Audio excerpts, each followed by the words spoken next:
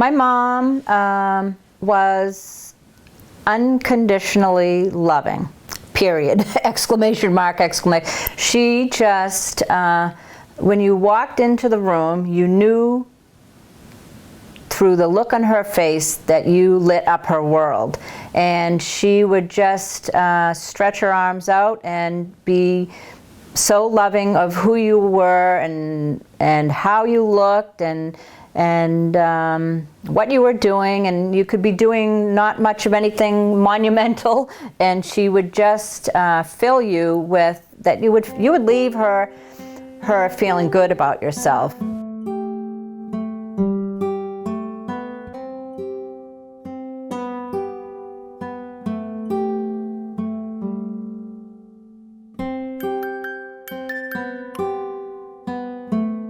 With their mother's unconditional love as inspiration, Fran and her family embarked on a journey.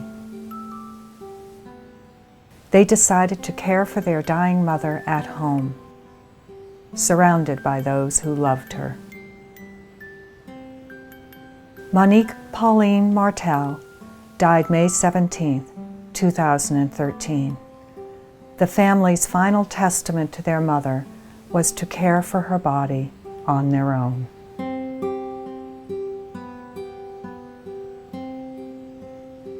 I can't imagine having the body whisked away and that's it. And then you go to see them all made up in a funeral parlor and you get to spend 2 hours and then you leave them. The thought of leaving them in someone else's care would be difficult for me.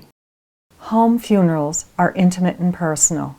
Yes, there are rules and regulations to follow, paperwork to be done, decisions to be made, but it's the families who decide how and when they want to grieve. For Fran and her family, the sacred space was gathered from present and past. It wasn't one thing that we did that made it feel right for us. It was many things, using essential oils, pulling out photo albums, reflecting on their life and what it meant. It's almost like having them in your space. It is a sacred space. Everything that you're doing becomes part of that. Even daily tasks become a chance to think about the past, whether it's while doing the dishes, or holding a handmade blanket, or when lovingly caring for the body. And I do recall washing her hands in between each of the fingers and looking at her hands as there's no other pair like it, and I think it's just because there's no other woman like her. She was our mom, and they provided so much love. After Fran's mother passed, family members of all ages, some from as far away as Hawaii, came to help and to pay their respects. With their grandmother in the next room, travel-weary teens could nap outdoors and then visit and grieve at their own pace. A home funeral helped them feel comfortable with death as part of life. The edge of having a dead person in the house became a natural process, and the weirdness of it lessened, and it became really, in our eyes, a gift that we gave the kids. Death is not something to be so fearful about. It is a natural part.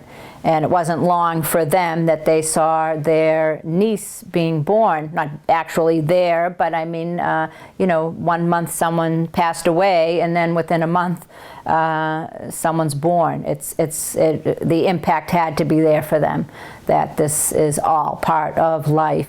They also enjoyed decorating of the coffin. You'd run out and go grab beautiful markers, sparkles and things like that. We chose to use a symbol that my dad had created called God is Love, so that in a way he was part of the whole process. Someone decided to use the infinity symbol, which is kind of like the number 8, and then that kind of caught on with the group. That got them involved in the process of honoring their grandparents.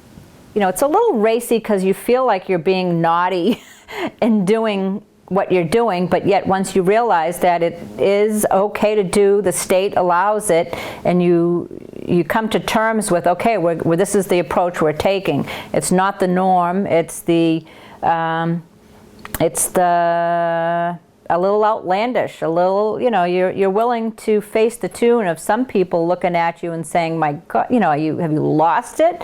And quite the contrary, you feel you've gained so much.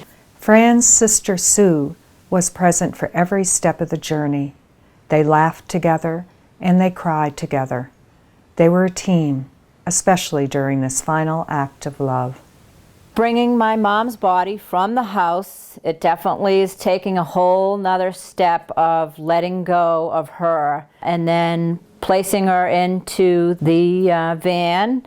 And now we're starting the procession, what you would call a procession, to the crematorium. So you're really empowered in every sense of that word. You're so empowered that you're pulling this off, that you're on this whole new adventure with your parent, with your loved one, and accomplishing it and giving them, from your toes up through your body, that feeling of giving them the best gift, or giving even yourself the best gift, knowing that you've done the best that you can do for them, was an incredible feeling.